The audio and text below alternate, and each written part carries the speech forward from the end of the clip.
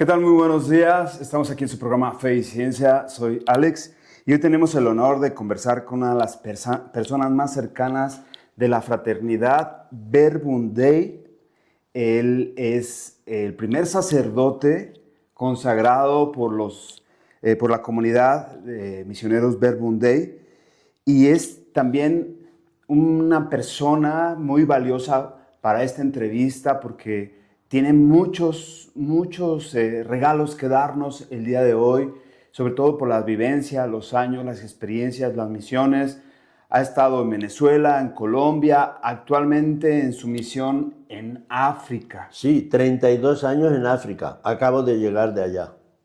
32 años en África y que ha sido un largo caminar. Claro. Últimamente, muchos viajes, muchos caminos. Sí, porque empecé en Guinea Ecuatorial y luego pasé a Camerún, a Duala, que es la ciudad más grande, pero luego tuve que volver a otra ciudad de Guinea Ecuatorial. Primero empecé en Bata, Guinea Ecuatorial, luego volví ya a la capital, a Malabo, pero luego volví desde Malabo, ya fui a Camerún otra vez, pero a la capital de Camerún, que es Yaoundé.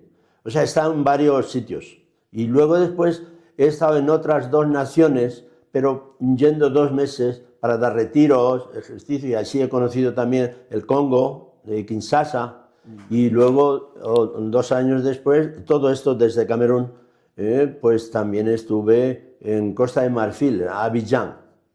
Vale. Bendito Dios. Pues con ustedes, personas que nos escuchan, que nos ven, el padre Fernando García Fernández. Eso es. Sí, español de Toledo. Español de Toledo.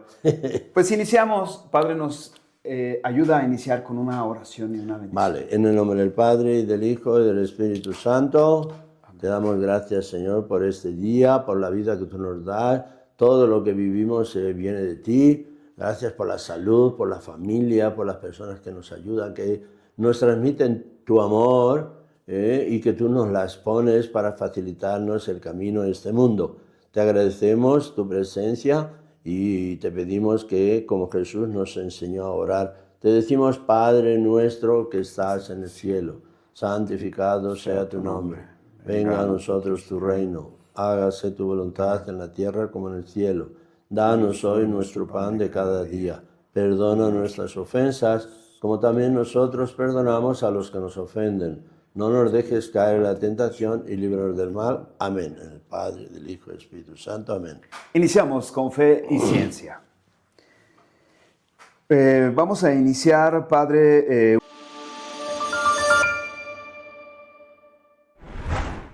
Vamos a iniciar. ¿Cómo fue su primer encuentro con el fundador de la comunidad Verbum Dei y qué impacto tuvo en su vocación? ¿Cómo fueron sus inicios?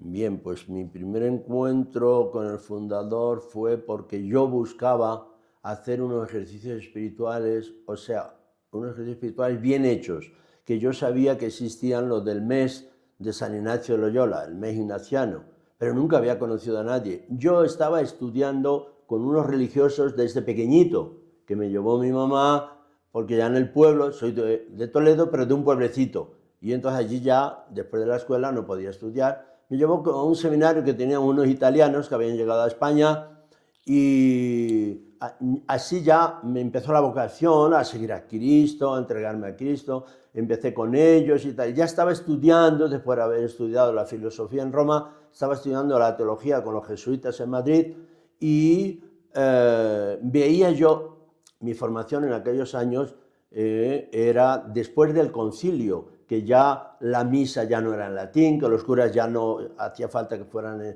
en sotana y tal, y entonces muchos curas se salían y yo en cambio me estaba formando y algunos incluso de mis profesores se casaban y tal. O sea, yo en medio de toda esa cosa digo, no, para hacer los votos ya perpetuos, o sea, para consagrarme ya para siempre a Dios y luego ya al sacerdocio, digo, no, yo tengo que hacer unos ejercicios espirituales grandes. Entonces, buscando, no encontré ningún sitio. Al final encontré que Verbum Dei, que yo no conocía nada, pues en Mallorca, y yo nunca había estado en Mallorca, y había que ir en barco.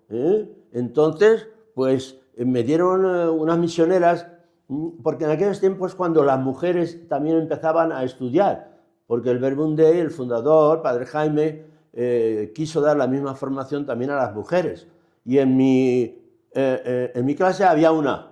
Para nosotros eran las monjas modernas, que ya no se visten igual que las otras, que estudian teología igual que los hombres y tal. Pero bueno, como al despedirnos en la universidad decimos, ¿y qué vamos a hacer este verano?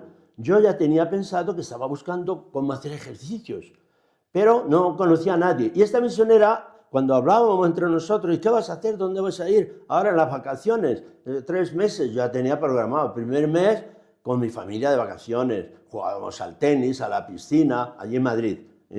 Bueno, soy de Toledo, pero ya vivíamos en Madrid. Y entonces, cuando le tocó a ella decir lo que iba a hacer, dice, yo el primer mes hago un mes de ejercicios espirituales. Dice, y el segundo mes de vacaciones, yo misma doy para ayudar a la gente. Chico.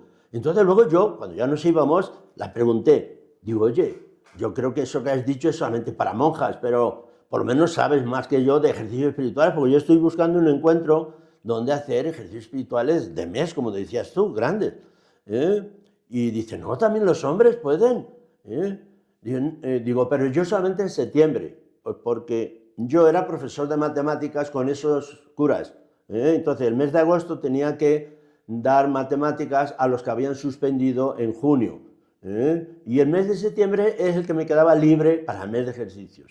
Yo le digo, bueno, pero recuerda que yo he dicho que solamente puedo en septiembre. Y dice, no, en septiembre no, ya solamente julio y agosto. Dice, pero apunta este teléfono. Me dio un teléfono, dice, llama a ver si hay.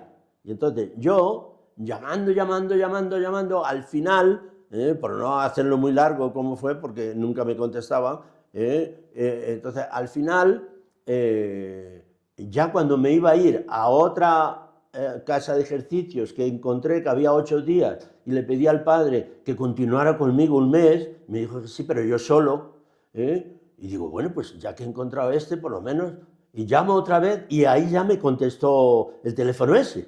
Y me dice, sí, hay un mes que ha empezado en Mallorca, pero tienes que ir a Valencia, desde allí coges el barco, pero antes de coger el barco llamas allí en Valencia a este número. Me da un número, llamo y se pone ya el fundador. O sea, que se ve que andaba por allí, por el teléfono, y cuando yo llamé se puso él. Digo, mire, yo soy un religioso que quiero hacer bien unos ejercicios y me han dicho que ustedes dan ejercicios. Dice, sí, digo, ¿y cómo hago? Dice, tú toma el barco. Cuando ves que el barco ya llega, verás que la gente está esperando a su gente. Bueno, pues cuando veas, lo que me dijo fue, cuando veas uno que llega corriendo, distraído, buscando a alguien, ese te busca a ti. Eso fue lo que me dijo. Entonces yo llego y todo el mundo, cada uno con los suyos, con sus maletitas y tal, y me quedo allí y todo el mundo ya se va y de pronto llega uno corriendo, digo, y le voy a decir algo, dice, ¿tú eres Fernando? Digo, sí, vámonos. Y entonces llego y eso ya era casi mediodía y entonces me dice, ahí están en una charla ahora, vete, yo te llevo la maleta. Voy, abro por detrás, entré por detrás, en la iglesita que había allí, y Jaime estaba predicando. Ahí fue donde yo me encontré de primera vez al fundador. Él estaba predicando en unos ejercicios. Bien, pues entonces me gustó mucho lo que yo vi, nada más que ver. O sea, yo estaba estudiando y estaba terminando la teología y estaba viendo que la iglesia, toda la iglesia, tiene que no solamente los curas, sino los sacerdotes, los religiosos, las religiosas, los casados. Allí había de todo. Se oían los niños, pues porque había un grupo de matrimonios que estaba haciendo ejercicios. Todo era del Verbum Dei, pero yo no sabía. Pero bueno, digo, hombre, haciendo un mes de ejercicios, hombres, mujeres, jóvenes, e incluso matrimonio, digo, esta gente... nunca, porque yo como religioso y ya para hacer votos perpetuos solamente había hecho siempre 5 días, 4 días, 7 días como mucho y tal. Digo, no, por eso que quería hacer una bien. Y digo, no, esta gente tiene, esto es el futuro de la iglesia, vi yo, porque todo, hombres, mujeres, casados, solteros, todo, y que saben orar y bien. Vale, pues entonces lo primero que descubrí ahí, en las predicaciones de Jaime, la primera predicación que me dio por la tarde, antes de ir a dormir, daba otra predicación y fue la predicación de la muerte. él predicaba los ejercicios espirituales antiguos de San Ignacio de Loyola y ya estaba el 9º día. Entonces él iba siguiendo y era la muerte. Ahora cuando ustedes vayan a dormir, se ponen en la cama como si estuviesen en el féretro en la hora de la muerte y que hay dos velas, 2 candelabros, un Cristo y entonces en este momento de la muerte, ¿qué es lo que quisieras haber hecho con tu vida? Porque no tenemos nada más que una. A ver, es meditar eso. ¿Qué es lo que tú quisieras haber hecho con tu vida durante toda tu vida en el momento de la muerte? Bueno, eso fue. Bueno, pero como yo empecé a ver que yo no tenía idea de orar, lo primero vi que esta gente oraba y oraba todo el mundo, mucha oración. Yo no sabía orar. Y entonces lo primero que descubrí es que, digo, hombre, yo tengo que aprender a orar. Pero al ver que esta gente oraba tanto, digo, hombre, pues me podrán enseñar. Y entonces preguntando a uno de los jóvenes, él fue el que me aclaró un poco, estábamos en silencio, pero yo era como un religioso que fue allí para hacer ejercicio. Pero cuando le preguntaron, le digo, ¿y tú quién eres? O sea, para ver quién son la otra gente. Digo, ¿tú quién eres? Yo soy un misionero Verbundey. ¿Ah, sí? Dice, sí, todos los que estamos aquí, el que predica es el fundador. ¿No? Dice, y nosotros somos misioneros, misioneras, matrimonios misioneros. Y digo, yo como religioso le dije, muy bien, adelante. Y ya está, no le di más importancia. O sea, que haga bien sus ejercicios, y yo también. Pero luego me voy a acostar, porque era por la noche. Cuando me desperté por la mañana, mientras que me lavaba los dientes y me vestía, me vino rápido la idea, digo, hombre, pues si le pido al fundador que me quede con ellos, entonces así ya me enseñarán a orar toda esta gente y así ya no haré lo que Dios me diga yo solo, sino con un grupo de gente muchísimo mejor, porque yo no sabía qué me pediría Dios. Y lo que sí que empecé a descubrir ya es que es, por una parte, la oración, pero otra parte es que como yo ya me quería consagrar totalmente, votos perpetuos, y quería hacer bien los ejercicios, no me acababa de llenar bien dedicarme solamente a dar matemáticas toda mi vida. Digo, hombre, entonces ahí descubrí dedicarme a ayudar a la gente a orar y a dar la palabra de Dios por todo el mundo. Es lo que yo estaba descubriendo. Digo, hombre, pues si me consagro para esto, por supuesto que será mejor que dar solamente matemáticas, porque siempre se encontrará gente que dé matemáticas. Pero gente que se dedique toda su vida a ir por el mundo a dar la palabra de Dios, a lo mejor no se encuentran tantos. Digo, y entonces eso me parece mejor. Vale, entonces, mientras que me vestía, voy corriendo a digo, voy a decírselo al fundador, a Jaime. Entonces, bajo y estaba preparando las pautas. Al lado de la capilla, en una habitacioncita, pum, pum, pum, pum, entro, me siento, ni me mira. Él sigue. Digo, buenos días, es que quería decirle que si cuando acaben los ejercicios puedo ir con ustedes, a vivir con ustedes. Levanta la vista y me dice, ¿ha visto que está haciendo ejercicios también un cura gordo? O sea, ellos eran 2 sacerdotes, el fundador y otro que se llamaba Jaime también, pero ellos eran ya sacerdotes diocesanos. Pero surgió el Verbundey así de la predicación del fundador, toda clase de gente y tal igual. Vale, entonces ya el obispo les dio ya permiso para que se dedicaran con toda esta gente, que había retiros, convivencias, muchas cosas. Y entonces le llamaba, pues solo otro, dice, el cura gordo, vale. Digo, sí, dice, habla con él. Y siguió escribiendo. Yo me fui, me sentó muy mal, pues porque le digo que quiero ir con ellos y me dice que hable con el cura gordo y no que hable con él. No me sentó bien. Entonces, luego ya durante el día no quería hablar con el cura gordo. Y cuando ya terminaba el día, yo veía que en los ratos de silencio, porque vas caminando, él pasaba al lado mío, me miraba, no sé qué, tal cual. Al final del día digo, pobre hombre, seguro que el que predica le ha dicho ya que hable conmigo. Entonces ya me acerqué, me dice, ¿dónde vives? Digo, en Madrid. Y dice, pues nosotros ahora dejamos Salamanca para ir a Madrid. Digo, pues bueno, vamos juntos. Entonces ya, pues así, ya empecé a estar con ellos. Entonces, yo coincidió que como me quedaba un año para terminar la teología, pues en ese año es donde yo empecé a conocer pues, las predicaciones de Jaime, del fundador, y todo, y luego que hacían convivencias. Y ahí empecé a descubrir la oración, pero ya tranquilamente, poco a poco, que me costaba mucho al principio, y luego ser misionero, acompañando a los demás. Y yo estaba como, pues eso, aprendiendo. Pero como enseguida terminé la teología, y no eran nada más que 2 sacerdotes, y había mucha gente, en medio de los ejercicios del otro año, se acerca Jaime y me dice, oye, ¿tú tendrías algún inconveniente en que te ordenes sacerdote? Yo le digo, yo lo que sentí en ese momento de parte de Dios, o sea, yo sentí, digo, hay que ayudar a este pobre hombre. Eso fue lo que yo sentí, ¿eh? ¿Por qué? Porque yo veía que había muchísima gente y solamente eran ellos dos. Y como no había más y yo acababa de tener la teología, pues claro, soy hombre, me pueden ordenar sacerdote. He terminado la teología, bueno, pues entonces me pregunta eso, que si tengo algún inconveniente, yo le respondí solamente. Lo otro es lo que yo pensé. Pensamiento se hace rápido, sin que te enteres, no pasa tiempo. Y entonces le digo, hombre, inconveniente, lo tenéis que ver, vosotros tenéis que ver inconveniente, porque yo no me puedo ordenar a mí mismo. Si ustedes no ven ningún inconveniente, pues yo tampoco, yo no tengo ninguno. Enseguida desapareció, se fue rápido a hablar con el obispo, me ordenaron en 8 días. Wow. El obispo, era el obispo coadjutor de Madrid, del cardenal de Madrid, y daba su misa con unas monjitas. El sábado me dio las primeras órdenes, el domingo me ordenó diácono y al otro domingo sacerdote, ya está.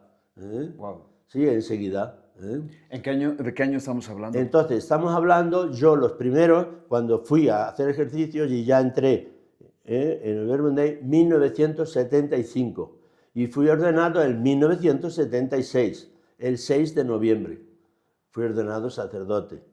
Pero entré en el 75, el 19 de septiembre, ahora hace 50 años. Pues porque estamos en el 2025. Este año, el 19 de septiembre, ahora, dentro de poco, hará 50 años que soy misionero. Pero luego en noviembre hará 49 de sacerdote. Parece, cuando se dice así, parece como que el tiempo no ha pasado. Hombre, yo primero pasé años, como era el primer sacerdote de Verbum Dei, y sobre todo joven, ¿no? Pues, y me puse de formador, estuve 15 años con el fundador, llevando yo la formación. Todas las primeras generaciones de sacerdotes del Verbum Dei, yo soy el formador. Hombre, con el fundador también. Lo que pasa es que Jaime de vez en cuando salía y se iba a dar ejercicio, a fundar aquí en América, etcétera, por otros sitios, y yo me quedaba allí bastante solo. Pero él venía y el otro a veces también estaba, pero también eran entre los dos los que iban haciendo las fundaciones, porque en ese momento el Verbum Dei se iba extendiendo por el mundo. Y yo allí estuve los primeros 15 años solamente en la formación, Y luego, menos mal, que luego ya en el año 91, en el año 91 fue cuando ya, hombre, formar para misioneros sin haber estado por ahí en la misión, pues ya salía la misión. Y entonces vine a Bogotá, bueno, luego bajé a Medellín, o sea, estuve en Colombia, y estuve en Pereira también, y en Bucaramanga también. Sí, en Colombia estuve en varios sitios, pero residía más en Bogotá.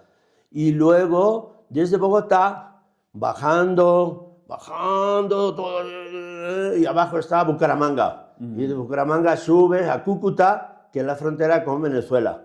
Y entonces ya fui otro año a Venezuela. Pero estuve cerca de la frontera, no entré mucho en Venezuela. En aquellos tiempos, eran los tiempos que Venezuela estaba bien, antes de Maduro. Eso era en el 92, en 1992. Y entonces era en San Cristóbal del Táchira. En San Cristóbal del Táchira, allí fue donde estuve. Y luego, desde allí, ya Jaime me envió a África. Vale, ya he respondido a la primera pregunta. ¿Cuál es la enseñanza que llevas, padre, grabada en el corazón del fundador? Es eso que tú dices, esto del fundador lo llevo grabado constantemente. Bueno, pues mira, lo más importante, cada uno, yo creo que hemos tenido una experiencia diferente del fundador. No voy a decir lo que él decía, o sea, las enseñanzas, la formación que nos daba, porque eso es sobre todo una formación misionera de mucha oración, de llevar a los demás y tal. Mi experiencia con él ha sido, en todos estos años y tal, como estábamos además extendiéndonos y el Verbum Dei estaba naciendo, o sea que yo he estado cuando el fundador estaba como evolucionando incluso en el carisma. El que yo conocí luego no fue el mismo que estuvo los otros años. Y entonces yo le acompañé. Yo fui bastante también el que pues estaba con él y colaboraba en todas estas evoluciones que él tenía, porque al principio solamente tenía misioneras. Luego después ya empezó algún cura a ayudarle, algunos jóvenes que querían estar, luego ya vinieron matrimonios y entonces empezó la eclesialidad, o sea, entre todos podemos ser misioneros, etc. Vale, pero mi experiencia con él, yo diría que para mí Jaime el fundador fue el mejor amigo que he tenido, o sea, un amigo. Qué bonito.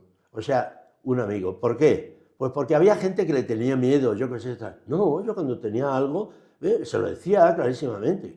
Me acuerdo una vez, tengo muchas experiencias de estas. Por ejemplo, una vez que viene de América, no sé, llega allí y ve a un misionero que está allí, de los que yo estaba formando. Dice, pero este aún está aquí. Dice, pero ¿qué hace aquí? O sea, según él no valía para nada. Y entonces, sí, Jaime era así. O sea, entonces quería que la gente fuera realmente auténtica, bien. Y en cambio este era muy bueno, muy buena persona, pues muy calladito y tal, y entonces no era capaz de predicar, le daba un poco de miedo, yo qué sé, bueno, pero vale, eso no pasa nada, a mí también me costó al principio. Entonces yo le digo, mira Jaime, después en el Verbum Dei necesitaremos todo tipo de gente.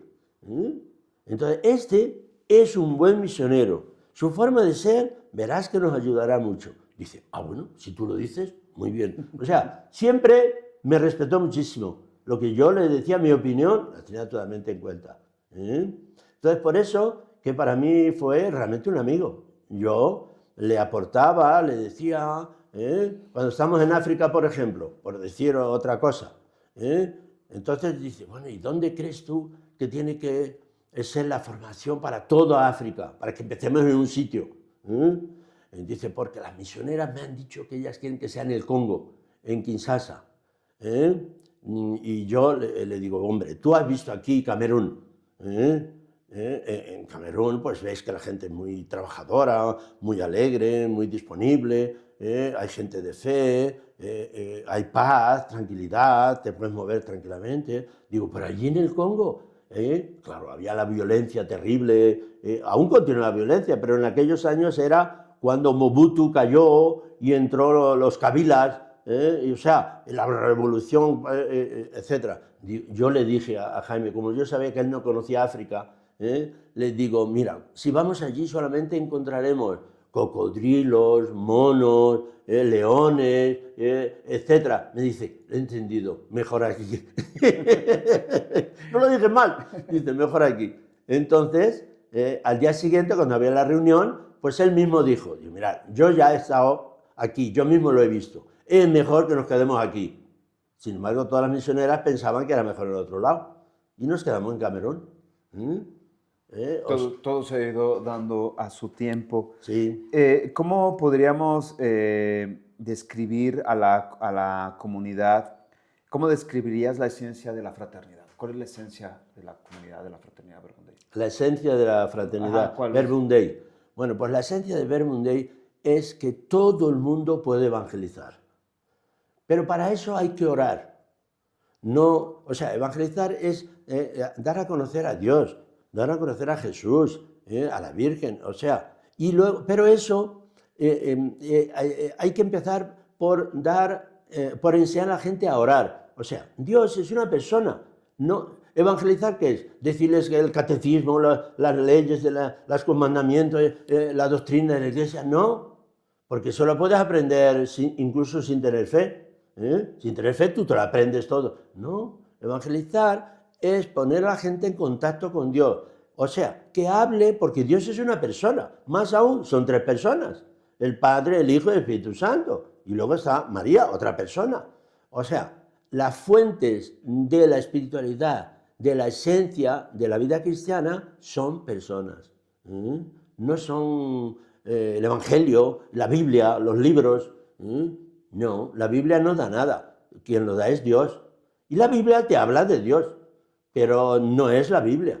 Es Dios que fue hablando con personas, con Abraham, con no sé qué, y luego después, y era tan importante la palabra de Dios, porque eso es la Biblia. La Biblia es palabra de Dios. ¿Qué palabra? Palabra que Él ha dicho y ha pronunciado, hablando con personas humanas concretas. Y eso es lo que nos dice la Biblia. Entonces, la esencia del Verbum Dei es que aprender a que Dios me hable a mí ahora, a través de lo que quizá lees que dijo Dios, pero esa palabra es eterna, pues porque dura para siempre y está viva, es una palabra viva. Cuando Dios la pronunció, sigue viva hasta hoy. Está escrita, pero no es como leer un romance o leer un periódico o un libro. No, es una palabra viva que Dios pronuncia. Entonces, orar es enseñar a que esa palabra te la pronuncie a ti hoy Dios. Eso, y así Dios habla contigo, ¿cómo? Pues a través de su palabra, que la tienes ahí. Entonces tú le respondes. O sea, esa es la esencia. Pero luego, cuando ya descubres que Dios es una persona grande y te ama y te quiere y confía en ti, se fía de ti, que es el que te da la vida, o sea, algo vivo, bueno, pues entonces ya empiezas a ser amigo de Dios, a tener relación con Él. Eso es lo que hay que enseñar a la gente. Entonces, la segunda parte de Verbum Dei es enseñar a la gente a orar, a que hable con Dios, y entonces eso es la evangelización. La segunda parte es ministerio de la palabra, sobre todo a través de la palabra de Dios. No a través de libros o lo que fuese, luego se pueden escribir libros, pero sobre todo es la palabra de Dios. Bien, pues eso sería la esencia, pero eso lo puede hacer cualquier persona, eso es lo que, por eso hay misioneros, misioneras, matrimonios, toda persona puede conocer a Dios y enseñar a los demás. ¿Cómo? A su nivel, como él pueda. Yo al principio tenía complejo de predicar y ahora cura enseguida, 1 año y enseguida cura. No tiene idea ni orar, pero tenía que predicar porque le tenía la misa. No, le decía a las misioneras que predicar. Ustedes llevan más tiempo. Yo no sé, yo digo la misa y ustedes predican. Yo las hacía predicar a ellas.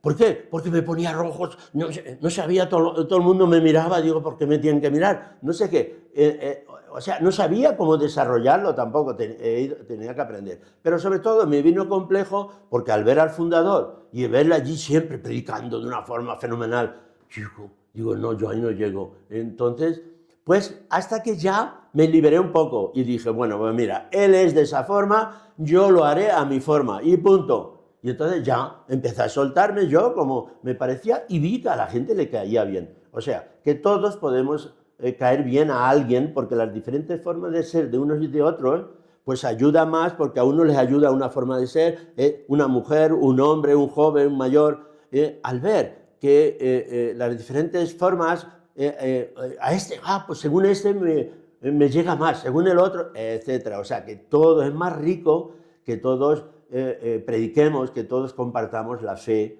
y eso es la evangelización a través de entonces de la oración y del ministerio de la palabra, pero en fraternidad entre todos, porque todos lo podemos hacer y todos tenemos la misma espiritualidad. Eso es el Verbum Dei. Este programa que está enfocado hacia la fe y la ciencia, se habla mucho de que la fe y la ciencia muchas veces se contradicen.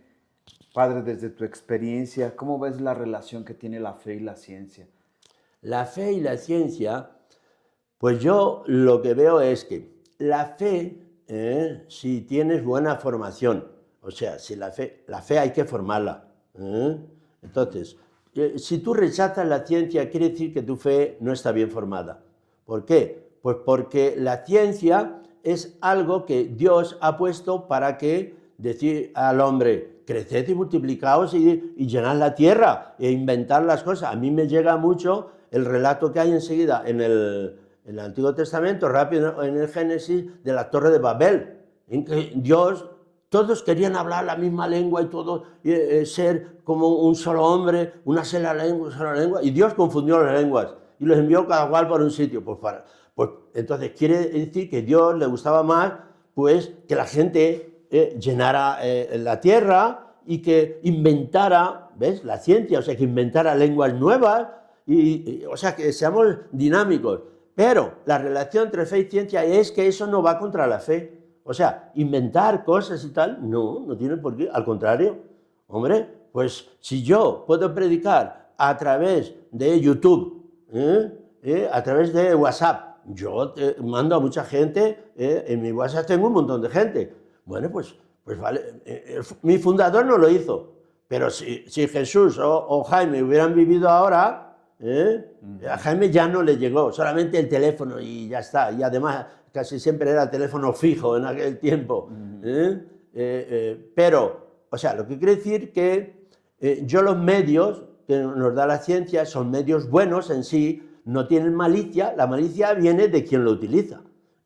Por eso que alguien que vive la fe, pues puede utilizar los medios que existen hoy para hacer el bien, para llegar a más gente y más rápido y mejor, etc. Yo no veo contradicción, sino al contrario, riqueza. La oración puede, entonces en ese sentido hablamos ya de la ciencia, la oración también puede transformar la salud mental y emocional de las personas. Hombre, pues claro, porque somos una unidad. El hombre, Dios nos ha hecho uno. Lo espiritual influye en lo mental y hasta en lo físico. Yo eso lo he visto, sobre todo en África. Ves una persona poseída por el diablo. Poseída por el diablo. Bueno, pues tú la curas. Bueno, pues dicen, la gente de allí me decía que yo he curado gente. Bueno, yo creo que es Dios el que cura, ¿no? Pero tú tienes que tener fe. ¿Ves? La relación entre fe y ciencia. O sea, yo no exigía que la persona tuviera fe, porque si está endemoniada, sino que el que tiene que tener la fe y creer que esta persona puede curarse, eres tú. O sea, yo tengo que creer que no, pues ahora te doy una bendición y verás que Dios te va a ayudar y te va a curar, no te preocupes. Entonces, yo lo creo que se puede realizar. O sea, porque Dios lo puede todo y punto, a mí me ha cambiado, yo era otra persona antes y he visto a mucha gente. Entonces, la oración, o sea, cuando uno ora es que habla con Dios. Y entonces Dios entra en la persona a todos los niveles. O sea, Dios, pues, es como una energía, pero no es una energía, es sobre todo amor. Tú te sientes amado. Cualquier persona, cuando se siente amado, siente como una energía. Sí, ¿ves? Y eso te transforma, te haces una persona nueva. Bueno, pues eso es lo que sentimos en la oración también. O sea, que el contacto con Dios, al ver que Él te ama y te quiere, por ejemplo, que eres muy malo y te perdona. Chico, te sientes perdonado, hasta una paz. Bueno, pues esa paz te quita todos los líos mentales y tal. O sea, te da que veas el mundo con ojos nuevos. Y ya, pues, no estás... ¿tienes complejos? Ah, bueno, pues ya. Y se te quitan los complejos, porque ves que Dios te quiere tal como eres tú. Porque tú eres una persona que eres así. Ah, bueno, pues tal como eres te quiere. Entonces ya no estás con líos mentales de no sé qué, de que por qué soy así, de dónde me viene, que si fue no sé qué. No, bueno, Dios me ha querido así, por algo será. Y me ha dicho que Él me ama y que puede ayudar mucho a los demás. Y te lanzas y poco a poco incluso eso te desaparece. ¿Cómo aprender a orar? O cómo, más bien, la pregunta sería, ¿qué es la oración y qué diferencia hay entre rezar y orar? Y hace un momento, padre, nos comentabas que tú estabas en una congregación religiosa y que buscabas la oración. Entonces, ¿qué diferencia hay? No se ora, si se ora en las comunidades. No, claro. ¿Qué diferencia encontraste? ¿Cómo se vive? La diferencia que encontré yo es que yo, hombre, es que la palabra rezar, por ejemplo, y orar a veces se confunden. O sea, yo cuando estaba allí, bueno, ahora tenemos un rato de oración. Bueno, pero nadie me enseñó a orar diría yo, profundamente. O sea, era más que nada hacer oraciones, plegarias. Y ahora decimos el rosario, ahora tenemos la misa, ahora incluso lees la palabra de Dios, pero nadie me enseñó a cómo profundizar y cómo entrar. Y sobre todo, cómo saber que es Dios quien te habla. Yo más que nada era hacerlo yo. O sea, yo voy a orar, yo voy a rezar, yo hago la misa, voy a hacer el rosario, ahora voy a hacer mis oraciones.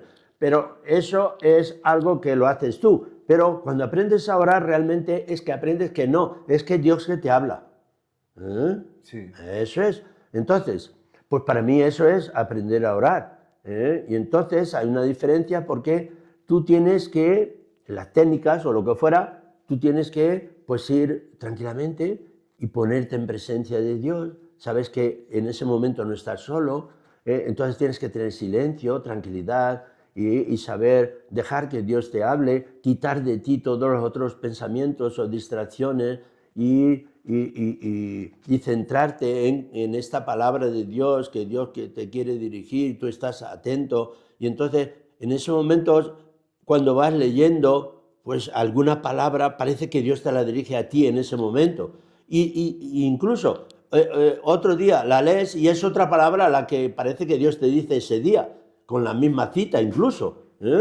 Bueno, pues ves, ahí parece que Dios te toca ese día. Eso es a través del Espíritu Santo, porque Dios es Espíritu. Y ahora, ¿no? Cuando estaba Jesús se le veía, pero ahora es a través de Dios, Espíritu, del Espíritu Santo, que te sugiere que Dios te dice esto. Entonces, ahí para orar tú tienes que tratar de responder también. Primero escucharle y luego responder, gracias Señor. Y entonces, te pido Señor, ayúdame. O sea, tú tratas de expresarte con Dios sabiendo que Él te está escuchando, pero es una cosa como de amistad íntima, y no que es que oyes una voz exterior que te dice yo te quiero mucho, no, es una intimidad, es como una voz interior, pero que a través de entender, de comprender que esto es lo que Dios me dice hoy, gracias. A través de la palabra. Sí, claro, leyendo alguna palabra de Dios, pero te fijas en alguna palabra o una frase, que esa es la que parece que el Espíritu Santo te dice en ese día. Porque si es solamente así, sin nada, pues te distraes enseguida y tú mismo te puedes inventar las cosas. No, tiene que ser a través de la palabra de Dios. Y hablar sobre todo cómo hay personas en tu experiencia como misionero que viven pero sin amor. ¿Cómo se vive con amor, sin amor? ¿Y qué pasa cuando una persona se vive amada? Y no de cualquier amor. Bueno, lo principal de la persona es el amor, porque así nos creó Dios, a su imagen y semejanza, y Dios es amor. Pero incluso un amor que es relación, no es solamente un amor de sentimientos. ¿Por qué? Porque Dios es amor, pero ¿cómo? Relación entre el Padre y el Hijo y el Espíritu Santo, o sea, el amor auténtico es relación con personas. Porque, es que tengo mucho amor. Bueno, pues hay que distinguirlo de puro sentimiento. Es una relación con personas sabiendo cómo es la persona, escuchándola, acogiéndola. O sea, que el amor auténtico, bueno, entonces, para que la persona se desarrolle bien y entonces luego se ve por sus frutos, que sea capaz de amar a los demás, de acogerles y tal, pues la oración le ayuda mucho. ¿Por qué? Pues porque Dios es amor y como que trasladas a ti la esencia de Dios, o sea, Dios te lo transmite y luego en su palabra, y sobre todo cuando su palabra se hizo carne como nosotros, que es Jesús, pues es clarísimo que amaba a todo el mundo, etc. Vale. Entonces, pero en cambio, cuando no se ama, cuando la persona no es amada, no se siente amada, pues, entonces, por eso que hay que tener mucha comprensión con cualquier persona, incluso si te hacen el mal o lo que fuera. ¿Por qué? Pues porque no se puede amar lo que no se conoce, decía San Agustín. O sea, cada cual ama, decía San Agustín. Dice, todo el mundo ama, pero ¿cómo? Lo que conoce. Y hay gente, pues que amar es hacer el mal. ¿Eh? Yo recuerdo estando en África que de allí de un barrio, diríamos, un maleante de estos que se dedican en bandas a robar y tal, igual, a los ricos. Están en el barrio pobre y van a los barrios ricos y tal. Y la policía muy difícilmente les coge. Bueno, pues este se convirtió en la cárcel. ¿Por qué? Y escribió un libro, yo lo leí, y entonces él decía, hombre, allí en mi barrio yo era el tipo duro, fuerte, que íbamos a robar, si alguien nos hacía algo le matábamos y tal. Y entonces, pues, porque estoy en la cárcel, porque me cogió la policía, si nunca eran capaces de cogerme, y todo el mundo me decía, tú eres fenomenal, nunca te pilla la policía. Y dice, ya sé por qué. Porque un día, saliendo con el botín de un banco, pues al salir en la calle, una niña pasaba delante. Y yo, ¡pum!, para no atropellar a la niña, me paré y ahí, ¡pum!, el coche estaba esperándome ahí mismo para llevarme rápido, ¿no? Pero por no atropellar a la niña, me cogió la policía. Dice luego, entonces no es verdad que yo soy malo, soy bueno porque no atropellé a la niña.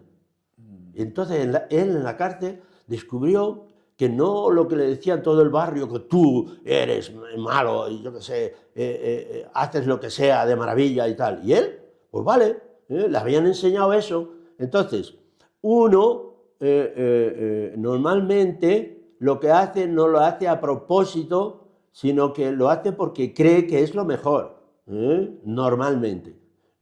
Pero a cierto punto se da cuenta, ¿ven? Se puede dar uno de una manera, otro de otra, pero tenemos la conciencia en que tú te das cuenta, no, hombre, yo creo que eso está mal, matar a la gente, y yo qué sé, y tal. Bien, pues por eso, pero la persona entonces ve que no está a gusto. O sea, que le falta, que tendría que hacerlo, pero no puede. Incluso ya se ha enviciado un poco en lo malo, en lo que está haciendo, está acostumbrado ya a ello y tal. Entonces no es fácil. Y además, la gente que te rodea, pues te trata mal a lo mejor, entonces tú lo espontáneo es responder mal también con la misma moneda. Entonces, sí que es verdad que cuando se va aprendiendo a amar, entonces sobre todo es copiando a Dios, o sea, sobre todo que cuando Dios se hizo como nosotros, a Jesús. Entonces, allá vas aprendiendo y te da un gozo. Decía Jesús, es una palabra de Jesús, decía, hay más gozo en dar que en recibir. En dar, tú das, haces bien a la gente. Bueno, un boxeador decía eso, hay más gozo en dar que en recibir. Y esto que también Dios nos da a cada uno de nosotros, yo me he encontrado con personas que sienten que su vida, o se los han dicho sus padres, o que su vida no tiene sentido, o que tú fuiste un accidente, O que no vales para o que nada. no vales para nada. Eres un inútil. Eres un inútil. Y cuando descubren el amor de Dios, o que se dan cuenta de que tienen un padre, su vida se vive, bueno, primero vivirse con orfandad. En esta experiencia, ¿qué tan importante es para una persona descubrir que no es un accidente y de dónde proviene, cuál es su raíz? Eso es el origen, eso es como todo el mundo queremos, la familia, por ejemplo, ¿no? Chico, ¿no? Mi abuelita, mi abuelo, no sé, los de mi pueblo, yo soy de un pueblito pequeño. O sea, eso da identidad, porque es que si no tienes identidad, te parece que no eres nada.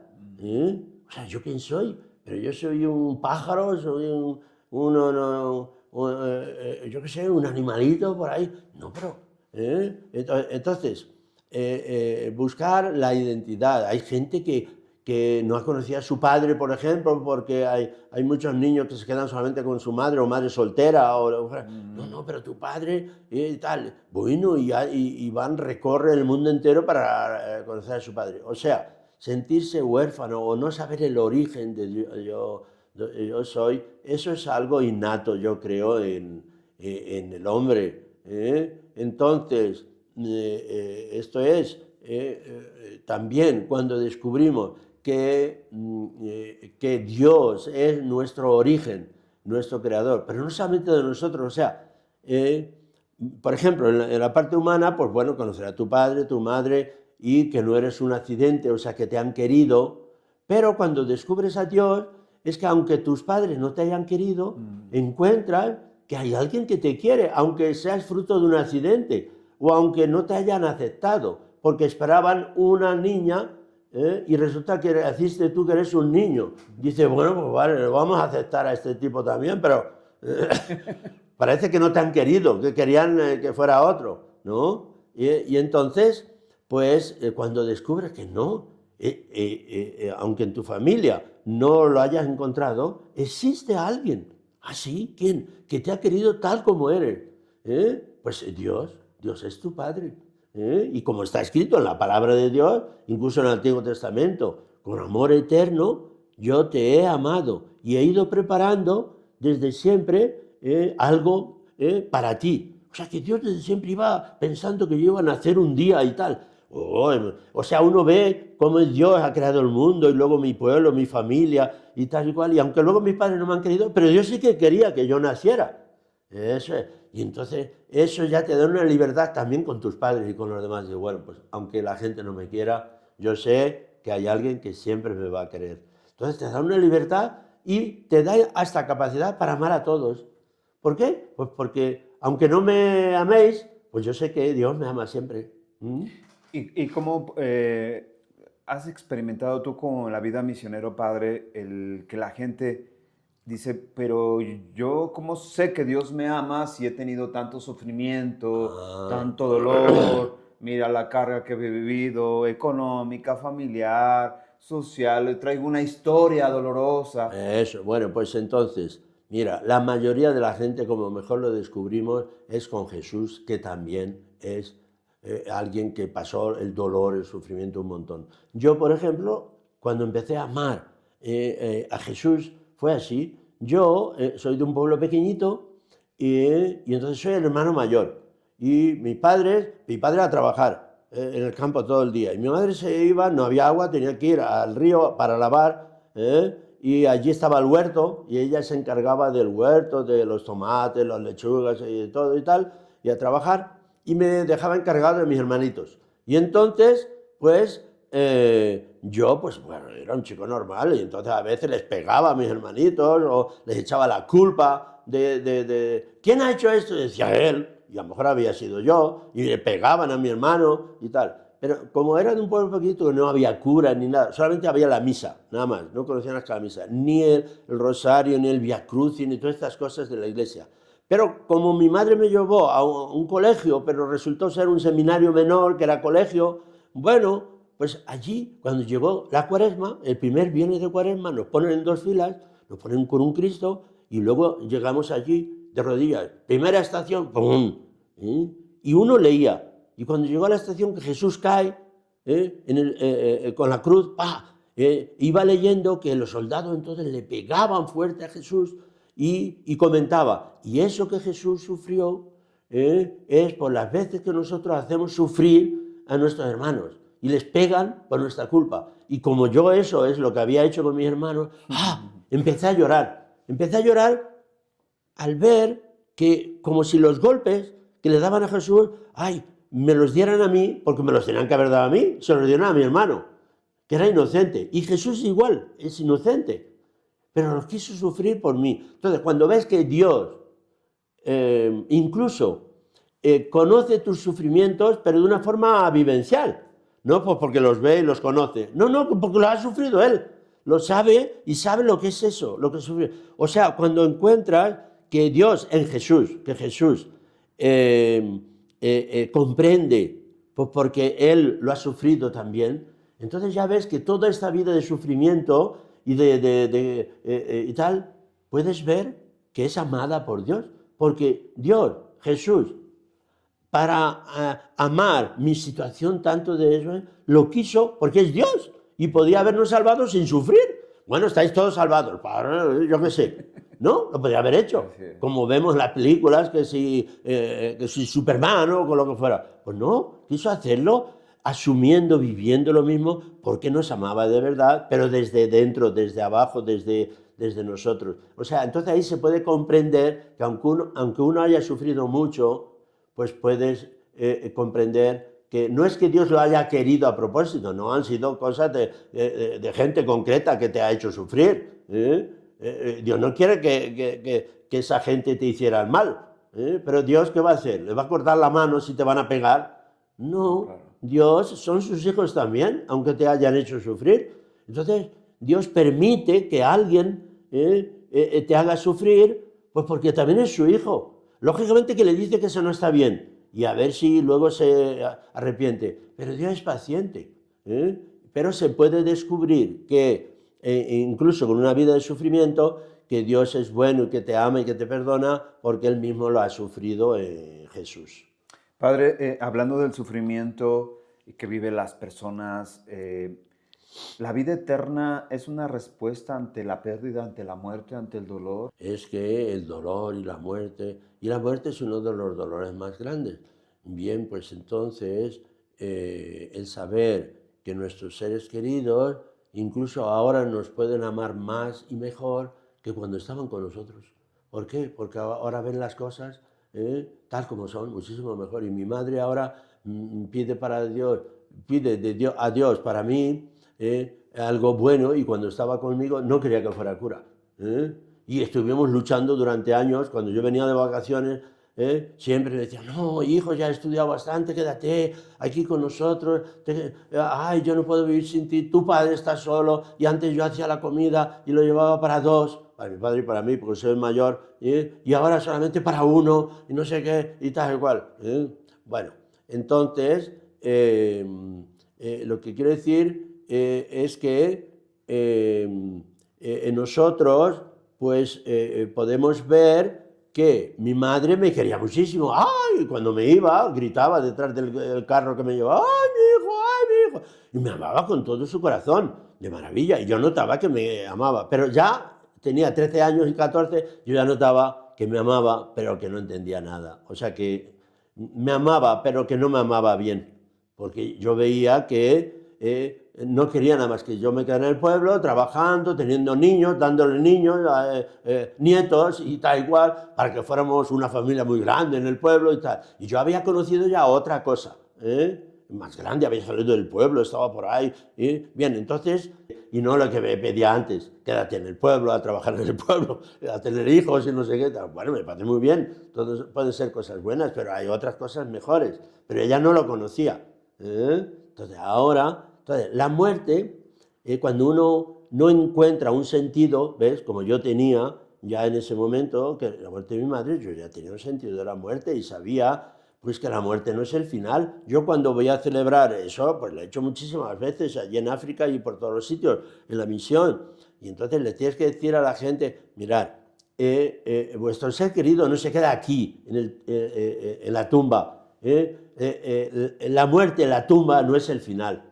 No, es un paso, pero aquí está el cuerpo, pero ella está con Dios, ella está en el cielo. Y entonces no es el final del trayecto, no, pues porque Dios nos hizo a su imagen y semejanza y nos dio su vida. Por eso decimos que somos hijos de Dios. Físicamente, yo estaba en África y todos son negros. Por eso les decía, ¿ves? Yo no soy africano pues porque soy blanco. Entonces, físicamente nos parecemos a cada uno a nuestros padres. Pero esa vida pues es muy frágil. Sufres, te puedes quedar sin una oreja o sin no sé qué. O sea que la vida del cuerpo puede sufrir muchísimo. O sea, no es lo auténtico del hombre. Tenemos otra vida que Dios nos ha dado y por eso que somos sus hijos. Porque el Padre es el que da la vida a sus hijos. Entonces, tenemos la vida de Dios, pero Dios es eterno.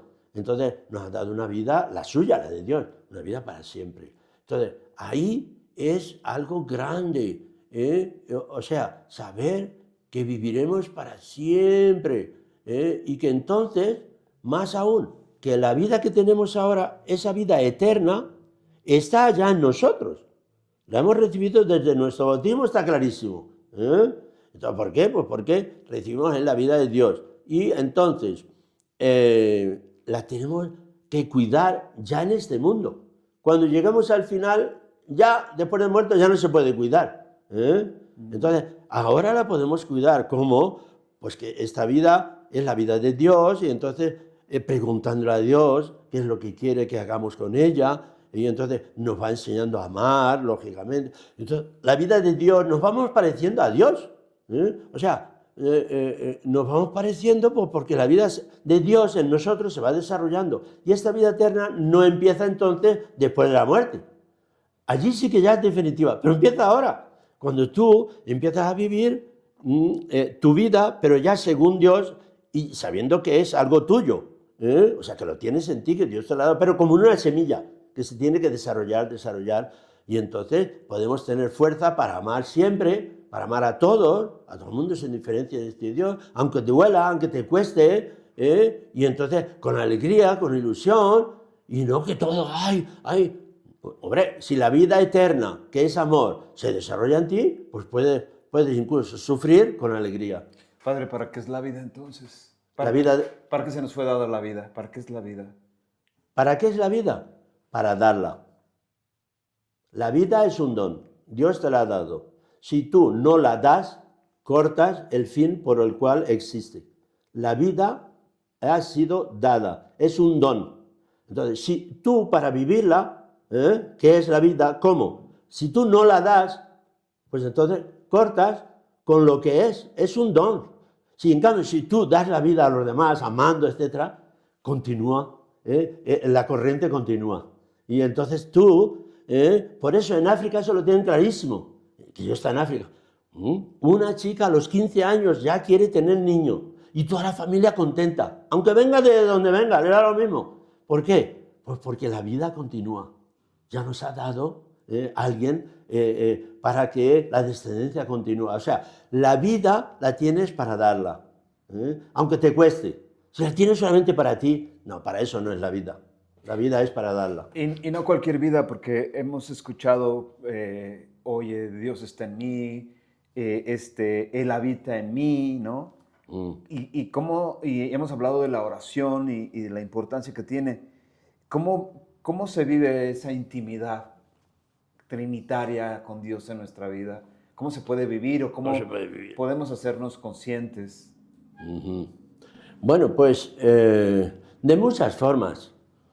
Hombre, lo primero hay que empezar por lo que decíamos de la oración, que luego se puede practicar durante el día de muchas formas y maneras, pero tú ya tienes como que sabes que Dios te escucha y sabes que Dios te puede hablar a través de la palabra de Dios, pero luego también durante el día, a través de los demás, de las circunstancias. Bueno, pues, Señor, ¿qué me quieres decir por eso? O sea, tú ya tienes como un diálogo, sabes que Él te escucha y tú le puedes hablar. Cuando ya sabes eso, bueno, pues entonces la intimidad con Él es como una amistad. O sea, es parecido a la amistad humana. Yo decía que tenía mucha confianza con nuestro fundador y fue mi mejor amigo. El mejor es, primero porque él confiaba en mí y yo en él. Y luego después es también porque me presentó al amigo que nunca falla. Por eso es mi mejor amigo. Sí, es un amigo que me dio lo mejor. Claro. Lo mejor de todo. Algo que no pasará nunca. Eso es. Entonces, es una amistad. O sea, prácticamente la amistad que yo tenía con Jaime, y que se fiaba muchísimo de mí. Tengo una carta, dos cartas, que cuando yo estaba en África, como está mucho tiempo, y él nunca fue a África, bueno, fue de visita así alguna vez, nada más, pero venía más que nada a Latinoamérica porque es español, allí francés, y entonces no conocía nada de África. Entonces me dice en una carta, dice, mira, yo tenía una deuda con este continente.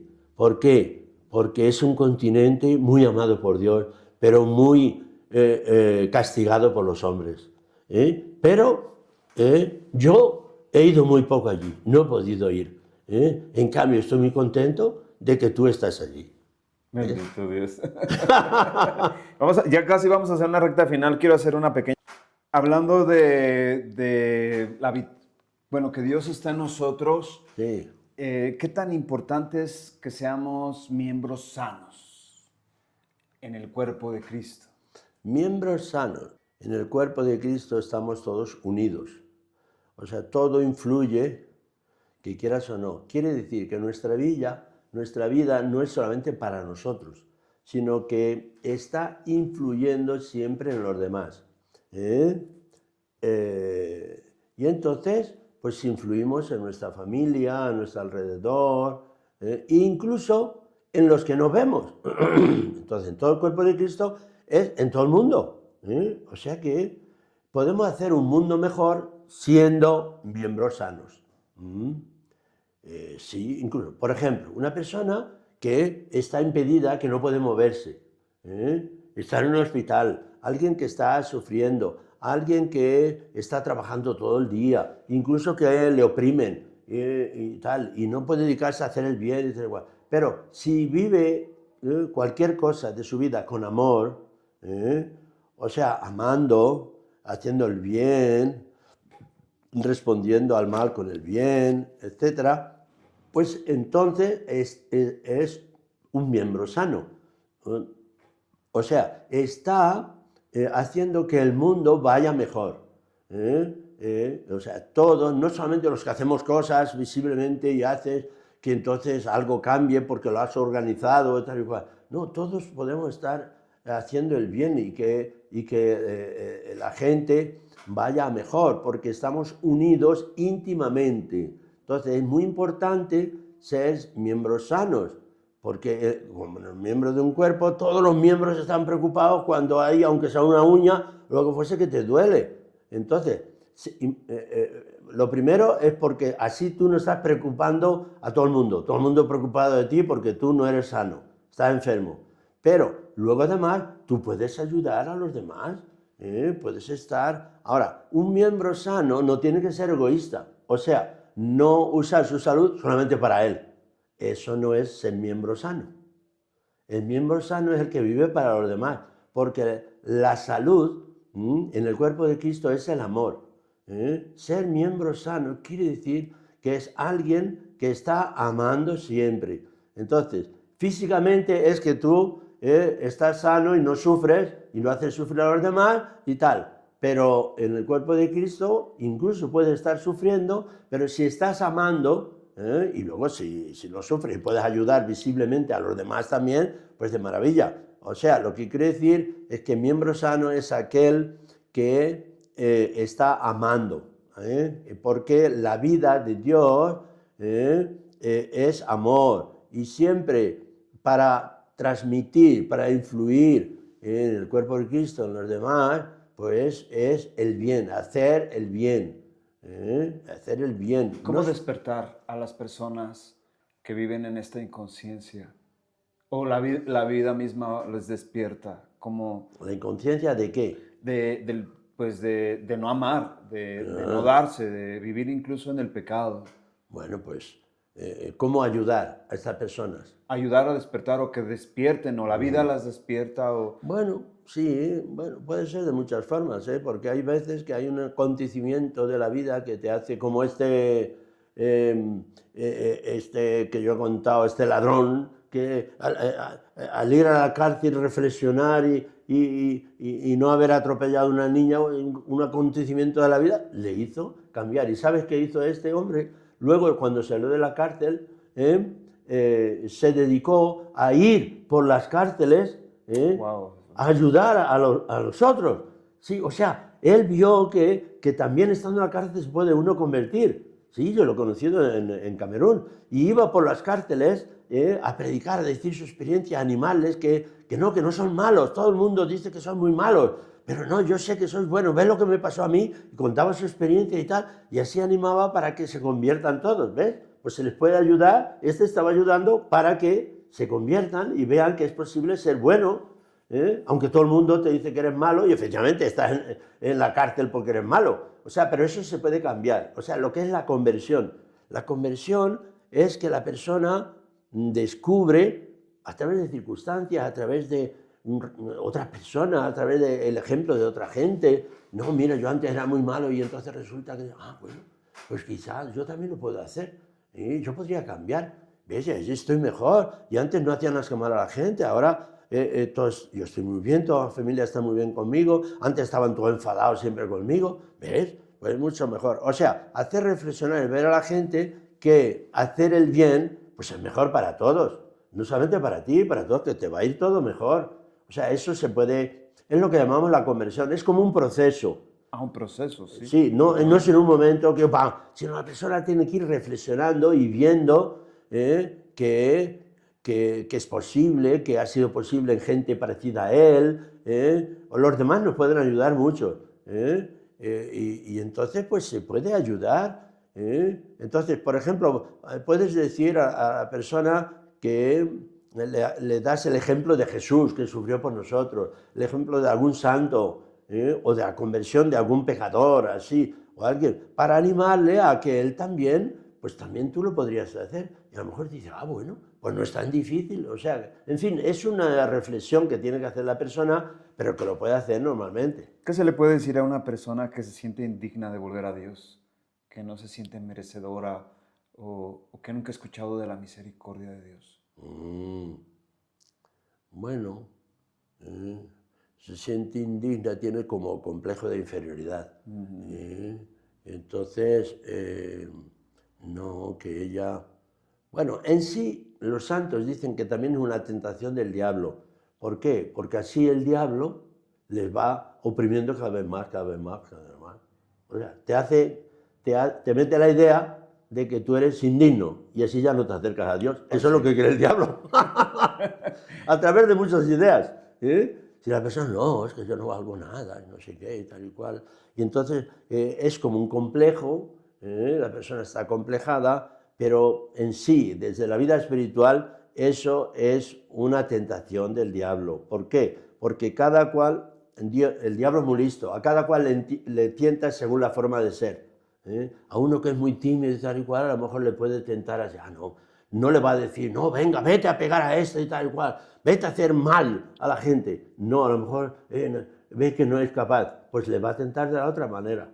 Es decir, no, que tú no vales nada, no sé, sí, efectivamente y tal. O sea, lo único que quiere es que hagamos el mal, el diablo. Entonces, a una persona que es muy tímida y muy poca cosa, y a lo mejor le han hecho sufrir, le han dicho que no vale nada, pues así es como le va a tentar el diablo. O sea, que en sí cuando vemos gente que se siente indigna de Dios o tal y cual, prácticamente eso es una tentación. El diablo es el príncipe del engaño, de la mentira. La persona esa está engañada, no es verdad que no puede hacer nada. Entonces, para ayudarla a esa persona hay que empezar poco a poco y hacerle ver que puede algo, que él creía que no. Y ¿ves? ¿Ha visto que tú has sonreído? Que no has pegado a aquel, no, te has detenido. Yo lo tuve, eso me vino una vez espontáneamente, cuando yo entré al Verbum Dei y aún no era cura ni nada. En el primer año ese, yo estaba queriendo ser misionero. Y entonces había una convivencia allí donde vivíamos con Jaime y yo me fui a acompañar a un chico que iba todo con cadenas, vestido de negro, con botas, así como los metal y tal y cual. Así era. Entonces me voy a acompañarle, porque no vivía lejos de nuestro barrio. Y entonces era justamente donde está la Plaza de Toros de Madrid, porque era en Madrid, la Plaza de las Ventas. La Plaza de las Ventas está como en un bajo y nosotros vivíamos en el barrio viniendo así de arriba. Y desde arriba veíamos como delante de la plaza pasa la carretera y hay los semáforos. Como ya había acabado la convivencia, era ya por la tarde, tarde-noche. Entonces veías los semáforos y cómo los coches se paraban, pasaban los peatones y tal. Entonces me vino esta idea. ¿Por qué él decía? Me iba comentando. Dice, durante toda esta convivencia habéis dicho que amor, amor, amor. No, así decía, nadie ama. Cada cual en este mundo solamente está buscando lo mejor para él y los demás que le interesan tres pepinos. Pero así, después de toda una convivencia, esa era su conclusión. Y entonces yo, al mirar abajo, veo, digo, ¿ves? Ahora se pone el semáforo. Y entonces, tú imagínate que uno de los peatones está leyendo o con el celular y va a pasar y hay otro al lado que no le conoce de nada, pero le para. porque ¡brum! Pasa un camión. ¡Brum! Digo, ¿ves? ¿Tú crees que nadie ama? Eso es lo que estás diciendo. Amor, amor, nadie ama. ¿Tú crees que ese señor que le ha parado a este lo hacía porque le odiaba o tiene algo de amor? Hombre, yo creo que está haciendo el bien, ¿ves? Él cree que eso es bueno. O sea, que hay mucha gente que ama, como te dices tú que en este mundo nadie ama. Hay mucha gente que está haciendo el bien. Lo que pasa es que tú no te das cuenta. Pero yo quise ir a su casa para ver su casa, ya que era así tan terrible, que decía que nadie ama. Cuando vi su casa. Solamente estaba con ellos su madre. Su padre había desaparecido hace tiempo. Eran 3 hermanos. Su madre estaba estudiando como podían, no tenían dinero. Su madre trabajaba todo el día. Les dejaba solos en casa con una comida hecha ahí y tal cual. Y él me enseñó su habitación, se encerraba en su habitación todo el día, con las cadenas, con no sé qué y tal y cual. Y miro la puerta y la veo todo lleno como de la puerta por dentro, rajada como rajas de cuchillo y tal. Se sentaba al otro lado y se dedicaba a tirar cuchillos, a entrenarse a tirar cuchillos contra la puerta. Dice, bueno, y si viene alguien se lo clavo, me da lo mismo. Y sería su madre o su hermano. O sea, digo, cuando vi eso, entendí, porque él creía que nadie ama en este mundo. Claro, su padre les había abandonado. Su madre no les cuidaba tampoco porque tenía que trabajar todo el día. Y a lo mejor cuando venía les gritaba porque, ¿qué habéis hecho? No habéis hecho nada. Entonces, por eso creía que cada cual vive. O sea, que efectivamente tenemos que tener una experiencia de que alguien ama. Por eso que yo le hice ver, digo, ¿ves? Esa persona no le conoce y le ha parado. Eso quiere decir que ama. Claro. Claro. O sea, que hay gente que ama. ¿Cómo dices tú que nadie ama y todo el mundo es egoísta, cada cual para sí? Eso serán algunos. Pero hay mucha gente que está amando a sus familias, a sus amigos, incluso a los extranjeros, a los que no conocen, ¿ves? Les dicen, no, que ahora está rojo, no pase, tal. Bueno, hay mucha gente que está haciendo el bien. Así es. Eso es. Ya vamos a hacer el cierre, nada más le voy a decir una palabra y usted me responde qué se le viene a la mente con esa palabra. Bueno. ¿Sí? Va a ser una palabra. Jesús. Jesús, lo que se me viene a la mente, mi mejor amigo. El amigo que nunca me falla. El que me perdona todo y sobre todo el que sufrió por mí de una forma gratuita, voluntaria. Y sobre todo también el que me enseñó el camino y que está conmigo y me ayuda. Yo me lo imagino también como mi cirineo, que en medio de mis sufrimientos, cuando me viene una cruz, no la llevo yo solo, sino que él es mi cirineo, Jesús. Dios. Bueno, pues Dios, bien, yo por la fe sé que Dios son 3 personas. Lo más importante para mí de Dios es que es una persona, no es una idea, no es una filosofía, no, es una persona, más aún, son 3. O sea, es una comunidad, una comunión, que se quieren mucho, y antes que existiera el mundo, pues ellos ya estaban muy bien, se lo pasaban bomba entre los 3. O sea que Dios es para mí quien me habita, que este amor y comunión, yo soy capaz de comunión, pues porque ya Dios que está en mí, como son 3 personas y es comunión, pues me facilita, me transmite su mismo amor. Espíritu Santo. El Espíritu Santo es el que me va inspirando esto que estoy diciendo, por ejemplo. ¿Por qué me lo inspira? Hombre, por el Espíritu Santo. Dios, pero el Espíritu Santo. O sea que el Espíritu Santo es el que continúa la obra de Dios, de Jesús, el Espíritu Santo. Él es el artista. O sea que le encargó Jesús, después de que ya sufrió por nosotros y todo, le encargó el qué? Que seamos santos, porque es el Espíritu de Dios, pero el Espíritu Santo. Nosotros, hasta que muramos, nos va diciendo siempre, pero con muchísimo respeto. Pero nos conoce porque nos habita. Entonces nos va diciendo a cada uno de la forma que nos va bien. Es nuestro guía, nuestro compañero, el que nos sugiere lo que tenemos que hacer. María. Hombre, María es mi mamá, que yo descubrí cuando ya estuve en el seminario de pequeñito, con 12 años, me llevó mi madre, pues 12, 12 años o 13, porque los cumplo al final de diciembre, y entonces fui en octubre. Entonces, o ahí con 12 o con 13, yo entonces descubrí a María. Ahí fue donde yo empecé a descubrir a María, y luego ya me ha ayudado mucho toda mi vida. Pero ese primer contacto con María fue como un niño, porque ahí, el primer domingo de mes, en el seminario, todas las mamás venían era día de visitas.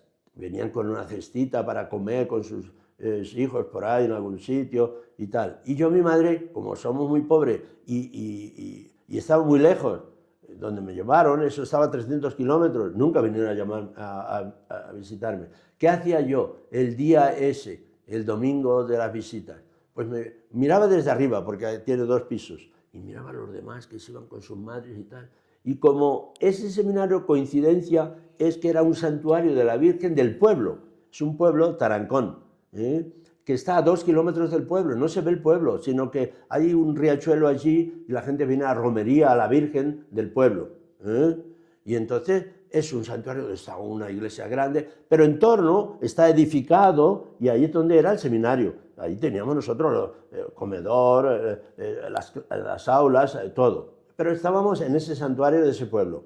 Y entonces, pues, ¿qué hacía yo? Me bajaba al santuario, o sea, a la iglesia.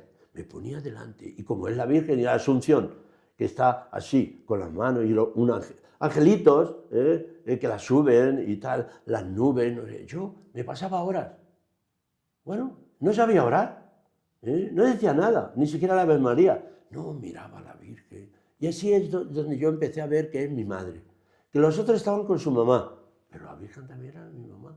Y luego después, coincidencia también, es que como estaba todo en torno, el seminario en torno a esa gran iglesia, al final de la iglesia está el coro donde se sube a cantar. En las iglesias al final hay el coro. Y detrás del coro había una puerta que daba a donde nosotros dormíamos, el dormitorio. Pero yo dormía en litera, en la parte de arriba. Cuando yo me acostaba, mirando, la puerta tenía un agujerito. Y quedaba y se veía la Virgen al final, por la noche, con una lucecita, se veía María. Yo me acostaba, veía la Virgen. Entonces, con mi mamá. O sea, la Virgen empezó a ser mi mamá, con 12 años, 13 años, y yo me sentía con paz, acompañado. Así ya me consolaba de que no extrañaba tanto entonces a mi mamá, que nunca vino a verme allí al seminario. O sea, para mí María es como la mamá que, aunque mi mamá, por ejemplo, no quería que fuera cura. Luego después, después yo sabía que se iba a morir, se murió luego. Bueno, pues yo tengo otra mamá que me quiere mucho y que sabe lo que me conviene y que soy su hijo. ¿Por qué? Porque Jesús le dijo, ahí tienes a tu hijo. Un mensaje final, Padre Fer. Bueno, pues entonces de mensaje final yo podría decir que podemos ver la vida de muchas formas. La fe nos ayuda a ver la vida con nuevos ojos. En este mundo, señores, decía Eduardo Marquina, un poeta español, en este mundo, señores, nada es verdad ni es mentira. Todo se ve del color del cristal con que se mira.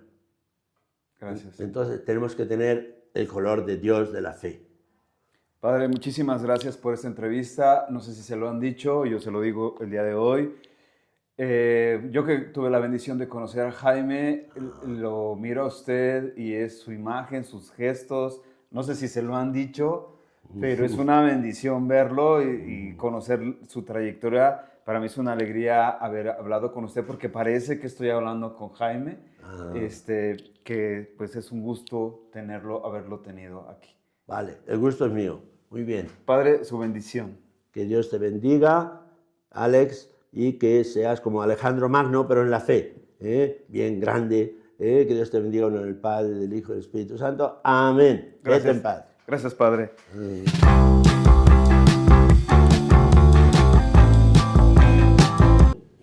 ¿Y qué le pasa? No, que las misioneras dicen que no vuelva allí, que no puede volver porque se va a morir. Digo, bueno, ¿y ese es el problema? Sí, y hombre, pues yo cojo y voy y él se queda aquí, ya está. Dice, anda, ¿tú vas a ir? ¿Cómo vas a ir? Digo yo, cogiendo el avión. Y ya está. Y entonces, había una necesidad, no había nadie. O sea, en esa ciudad y en ese apostolado de un sitio y tal, bueno, es como si aquí ya no hubieran hermanas, nadie. Se terminó. Bueno, pues, entonces llego yo, todo el mundo con los morados, los colorados, los negritos, todos contentos. Ha llegado el hermano del Padre Domingo, ha llegado el hermano del Padre Domingo. Todos contentos porque no llegó el domingo, pero llegó su hermano.